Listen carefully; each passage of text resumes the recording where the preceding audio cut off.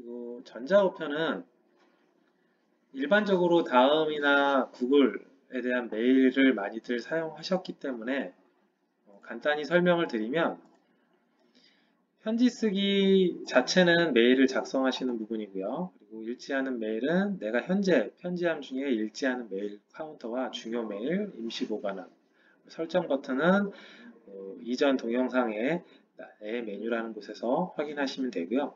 그 메일을 한문을 클릭하시게 되면 전체 사용자 보관함 포함으로 해서 전체 편지함이 나타나고, 그리고 수신함은 대외적으로 온 메일, 대형건설 이외에 외부에서 발송된 메일들은 수신함, 사내 메일은 대형건설, 다해브닷컴으로 송수신되는 메일들은 사내 메일, 내게 쓴 편지함, 내가 발송한 메일함, 삭제한 메일함, 스팸 메일함. 스팸 메일함은 수신함 중에 내가 이렇게 수신 거부한 메일들도 스팸함으로 오지만 거꾸로 관리자가 스팸 환경 설정에서 설정한 메일들이 차단된 경우에도 스팸함으로 처리가 됩니다. 편지 쓰기를 하셔가지고 일반적으로 이렇게 메일 주소 작성하시고 제목 입력하시고 파일 업로드를 하시는데, 이렇게 누르시는 거는 파일을 직접적으로 탐색해서 선택하는 게 아니고 이 플러스 버튼을 내리시면 이곳에다가 마우스 드래그 앤 드랍으로 파일을 추가를 하실 수가 있습니다. 그리고 그리고 업로드 버튼을 눌러서 해당 파일을 이렇게 올리시고 첨부 링크를 체크하시면 이게 링크 형태로 대용량 메일 형태로 발송이 되는데, 이걸 체크하지 않더라도 10MB 첨부 파일이 10MB 이상이면 자동으로 첨부 링크로 전환이 되고, 첨부 링크로 발송된 메일들은 발송 시점 기준으로 15일 후에 삭제가 됩니다. 그래서 이렇게 해서 발송을 하시면 일반 메일로 될 거고요. 이게 10MB가 넘으면 자동으로 첨부 링크로 가고, 이 메일도 첨부 링크로 보내시겠다 하시면 체크하시면 되고요. 그리고 받는 사람 이외에 참조나 비밀 참조를 넣겠다고 하시면 이 버튼을 이용해서 확인하시면 되고, 주소록은 받는 사람을 클릭하시거나 이 버튼을 누르거나 동일하게 뜨고요.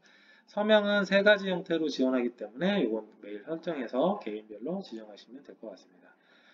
중요 메일은 상대방 메일 목록 리스트에 느낌표가 붙는 그 중요 메일이라는 표시 형태이기 때문에 필요에 따라 사용하시면 되고, 송신함 저장 체크는 메일을 발송하시면 송신함에 저장을 할 건지의 여부, 그리고 수신자가 여러 명일 때 마치 1대1로 발송한 것처럼 표시하려면 개일별 발송을 체크하시면 되고요.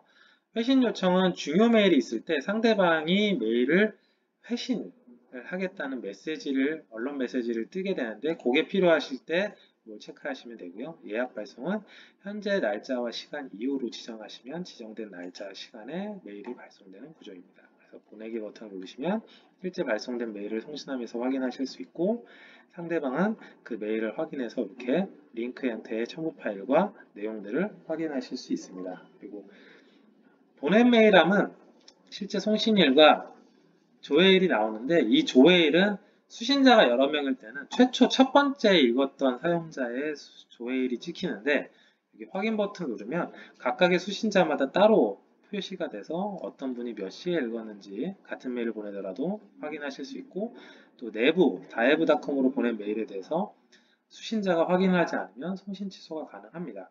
단 외부로 보낸 메일에 대해서는 취소가 안 되지만, 이 설정에서 발송 지연을 선택하시면 외부로 발송된 메일들도 이 지연된 시간, 설정된 시간 이전에는 취소가 가능하다는 점 참고해 주시면 될 것 같습니다.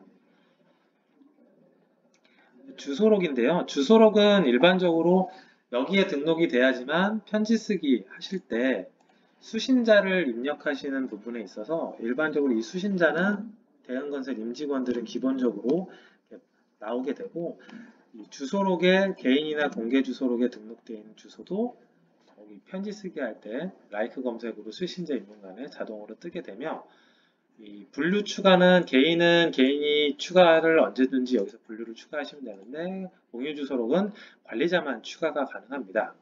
그리고 필요하신 분류가 있다면 관리자에게 요청을 하시면 되고요.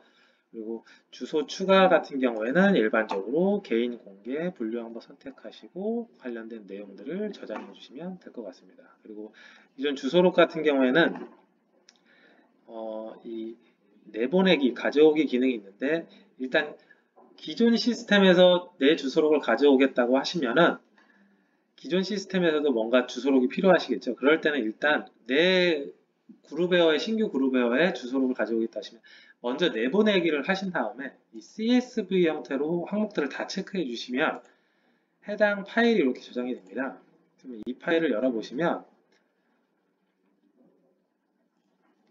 지금 공개 여부부터 회사 홈페이지까지 분류가 있는데 이 동일한 형식으로 내 주소록을 편집을 하신 후에 저장을 하시고 그 다음에 다시 이 형태의 파일을 가져오시게 되면 그대로 이전 주소록을 이쪽으로 업로드를 하실 수가 있습니다.